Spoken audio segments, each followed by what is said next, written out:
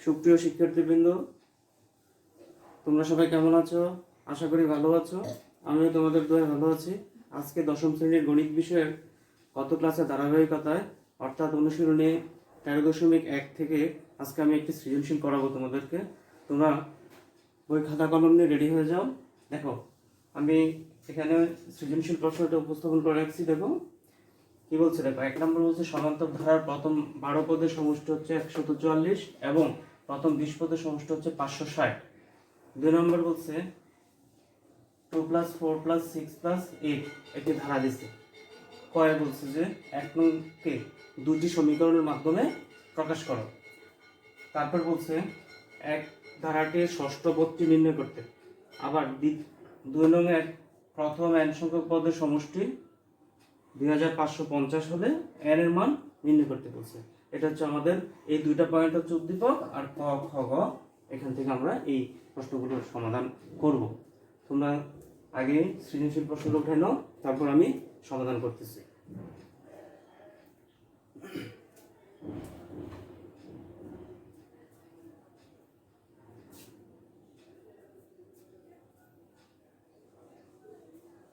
আচ্ছা, ঠিক আছে, আমি এবার সমাধানে আসো।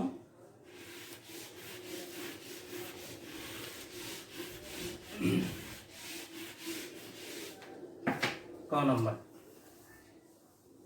মনে করি সমান্তর ধারার প্রথম পদ সমান হচ্ছে এ, সাধারণ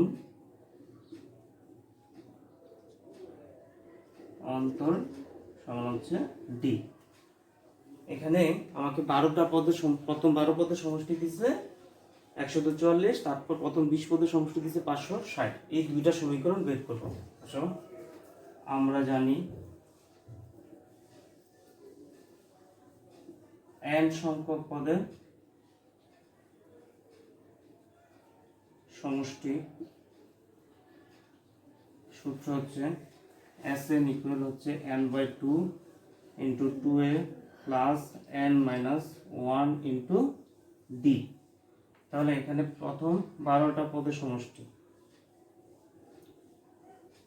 12/2 × 2a + 12 - 1 × d। তাহলে আসতেছে 6 × 2a + 11d। আবার 20টা পদের সমষ্টি কত ছিল? 20 / 2a + 20 - 1 × d। তাহলে 10 × 2a + 19d। তাহলে এটা পাইছি আমরা এই 12টা পদের সমষ্টির মান, কিন্তু আমাদেরকে 12টা পদের সমষ্টির মান দিয়ে দিয়েছে কি? এবার আমরা সমীকরণগুলো গঠন করতে পারবো। তাহলে 12টা পদের সমষ্টি দিয়ে দিয়েছে 6 × 2a + 11d ইকুয়াল হচ্ছে 144। এটা একটা সমীকরণ। আবার এখানে 20টি পদের সমষ্টি দেওয়া ছিল 560। তাহলে 10 × 2a + 19d ইকুয়াল হচ্ছে এই 560। এই দুইটা সমীকরণ গঠন হয়ে গেল। তাহলে আমরা আমাদের যে উদ্দীপকে বলা ছিল যে প্রথম 12টি পদের সমষ্টি মান হচ্ছে 144, তারপর হচ্ছে প্রথম 20টি পদের সমষ্টির মান হচ্ছে 560। এই দুইটার তথ্য থেকে সমীকরণ গঠন করতে পারছি।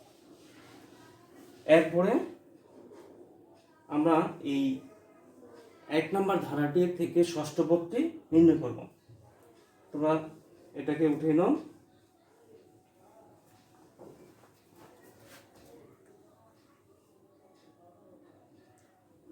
আচ্ছা, তাহলে আমাদের ক নাম্বার কমপ্লিট হয়ে গেল। ক্ষয় আসো।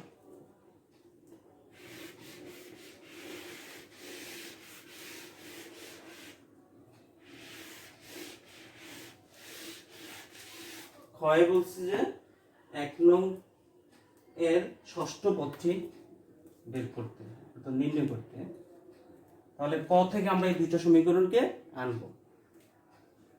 ক হতে প্রাপ্ত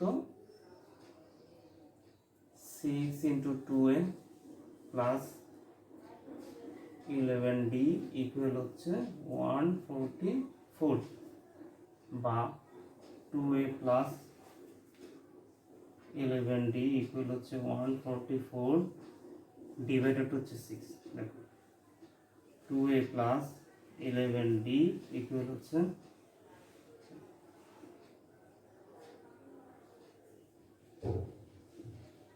এটাকে আমরা একটা সমীকরণ ধরলাম। আবার কয়ত পাইছিলাম কি 10 into 2a plus 19d equal হচ্ছে 560 এবং 10 into 2a plus 19d equal হচ্ছে 560। এটা আমরা ভাগ করে হলো, সুতরাং 2a প্লাস 19d ইকুয়াল হচ্ছে 56। এইখানে একটা সমীকরণ, এই দুইটা সমীকরণ। এখন আমাদের কাজ হচ্ছে এই দুইটা সমীকরণ থেকে a এর মান এবং d এর মান বের করে ষষ্ঠ পদটি নির্ণয় করব। আসো আমরা এই দুইটা সমীকরণ থেকে a এবং d বের করি। তাহলে যেহেতু এটার মান বড়, অর্থাৎ 2 নম্বর সমীকরণের মানটা 56 আছে আর এখানে হচ্ছে 24, তাহলে 2 নং থেকে 1 নং বিয়োগ করে পাই।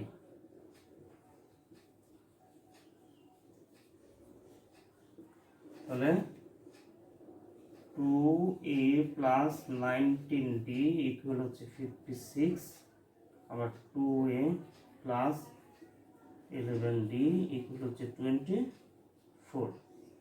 বিয়োগ করলে বিয়োগের চিহ্নের পরিবর্তন ঘটে, এখানে 2a বাদ 19d মাইনাস হচ্ছে 11d, 8d ইকুয়াল হচ্ছে 32।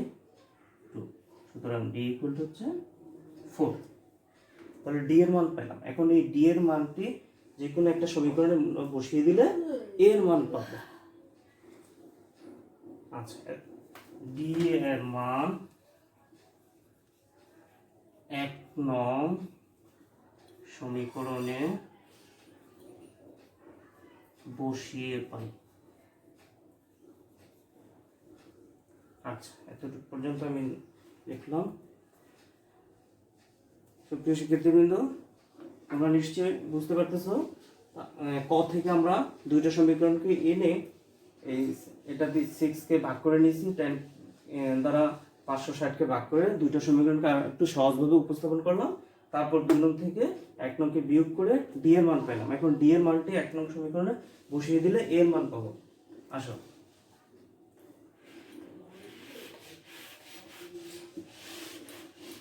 এক নং সমীকরণটা এখানে আচ্ছা, এটা d এর মান আমরা 4 পাইছি। দেখো 2a প্লাস 11 ইন্টু হচ্ছে d এর মান 4, 24 বা 2a প্লাস 44, 4 ইন্টু 11 হচ্ছে 44 ইকুয়াল 24, 2a ইকুয়াল হচ্ছে 24, পক্ষান্তর হলে চিহ্ন পরিবর্তন ঘটে 44 বা 2a ইকুয়াল হচ্ছে মাইনাসের 20। সুতরাং a ইকুয়াল হচ্ছে মাইনাসের 10। তাহলে আমরা a এর মানও পাইছি, d এর মানও পাইছি। এখন আমাদের কি বলছে, ষষ্ঠ পদটি নির্ণয় করতে। তো তোমরা নিশ্চয়ই জানো ষষ্ঠ পদটি নির্ণয় করতে, অর্থাৎ এততম পদ যেমন n-তম পদটি নির্ণয় করতে আমরা শিখছি কি a plus n minus 1 into d। সুতরাং ষষ্ঠ পদটি, আসো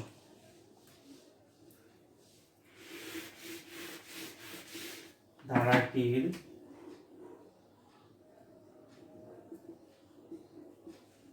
ষষ্ঠ পদ ইকুয়াল হচ্ছে a plus 6 minus 1 into d। এর মান এখন পেলাম কত পাইছি, মাইনাসের 10 প্লাস এ হচ্ছে 5 ইন্টু ডি, ডি এর মান পেয়েছি 4, তাহলে মাইনাসের 10 প্লাস 4 5 20 অর্থাৎ প্লাসের এই 10 পেতেছি। তাহলে আমাদেরকে বলছিল যে ষষ্ঠ পদটি কত, তাহলে আর যে কোনো পদ নির্ণয় করতে আমাদের কি লাগবে, এ এর মান আর ডি এর মান লাগবে। তাহলে আমরা ওই সমীকরণের দুইটা সমীকরণ থেকে এ এর মান এবং ডি এর মান পাইছি। এখন তোমাকে যদি বলে যে কোনো পদের সমষ্টি নির্ণয় করতে, তাও আমরা পারবো, আবার যে কোনো পদ নির্ণয় করতে বললে সেটাও আমরা পারবো। তাহলে ষষ্ঠ পদটি হচ্ছে a plus 6 minus 1 into D, এর মান হচ্ছে মাইনাস 10 প্লাস 6 মাইনাস 1 হচ্ছে 5, ডি এর মান হচ্ছে 4। এরপর আসো গ নাম্বারে।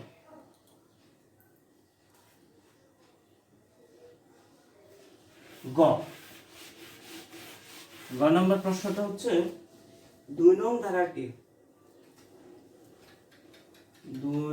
ধারাটির প্রথম n সংখ্যক পদের সমষ্টি দেওয়া ছিল 2550। আচ্ছা, 2 নং ধারাটি ছিল, লিখো 2 নং ধারাটির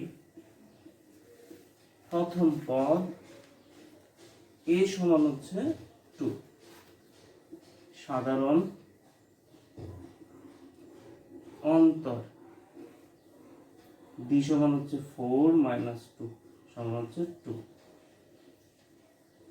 আবার d ইকুয়াল হচ্ছে 6 মাইনাস 4 সমান হচ্ছে 2। সুতরাং এটি একটি সমান্তর ধারা। আমরা আগে বুঝতে পারলাম যে ধারাটা কেমন, সমান্তর ধারা। এই সমান্তর ধারাটির n সংখ্যক পদের মানটা, সমষ্টির মানটা আমাদেরকে দিয়ে দিছে। আমরা জানি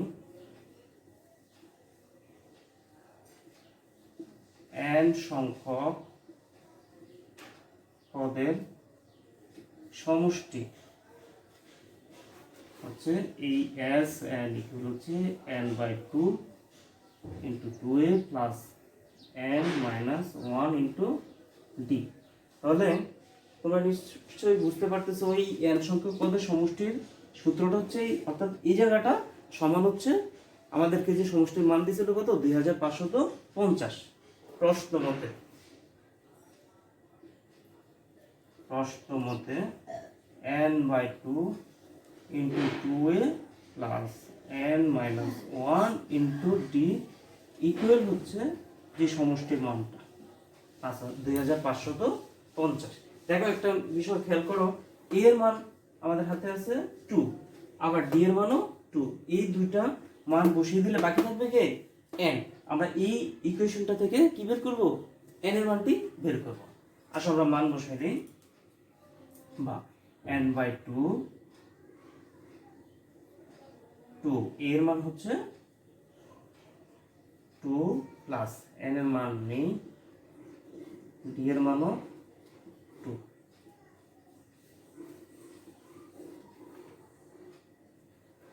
বা এই n/2 এখানে হচ্ছে 2 গুণে 4 গুণ করে নাও 2n মাইনাস 2,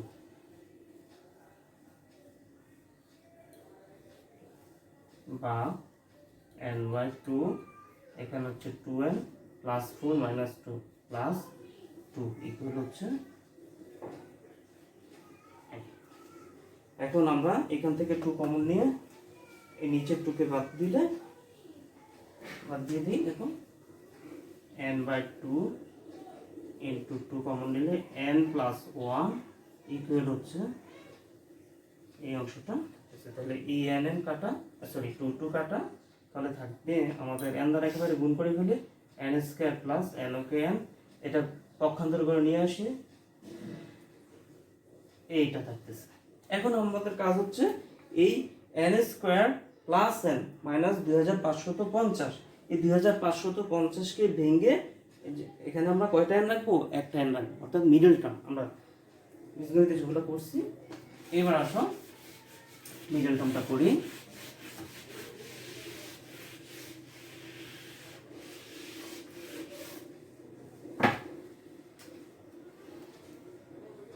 বা এই n square plus 51n minus 50n minus 2550 equal 0। তার মানে এখানে 51 ইন্টু 50 হচ্ছে কত? 2550। আবার এই 51n মাইনাস 50n, তাহলে কয়টা n থাকতেছে? অনলি 1n থাকতেছে। এখন n কমন নিলে n প্লাস 51 মাইনাস 50 কমন নিলে n মাইনাসে মাইনাসে প্লাস এই 2550কে 50 দিয়ে ভাগ করলে 51 থাকতেছে, অর্থাৎ 51 থাকতেছে। দুইটার মধ্যে একটা কমন আর আনকমন হচ্ছে n মাইনাস 50 ইকুয়াল 0।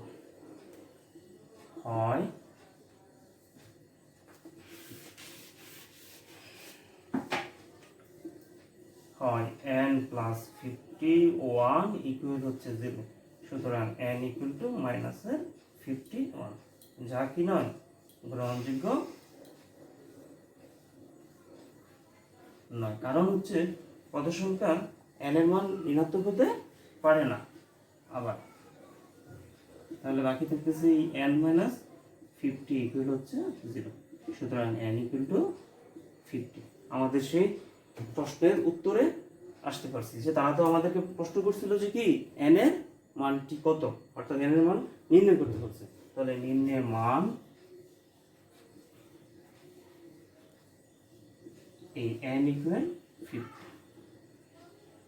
সুপ্রিয় শিক্ষার্থীবৃন্দ, তোমরা নিশ্চয়ই বুঝতে পারতেছো আসলে ধারা থেকে আমরা গত ক্লাসের এই অনুশীলনী 13.1 থেকে যা করে নিয়েছিলাম এর মধ্য থেকে আজকে আমি একটি সৃজনশীল করলাম।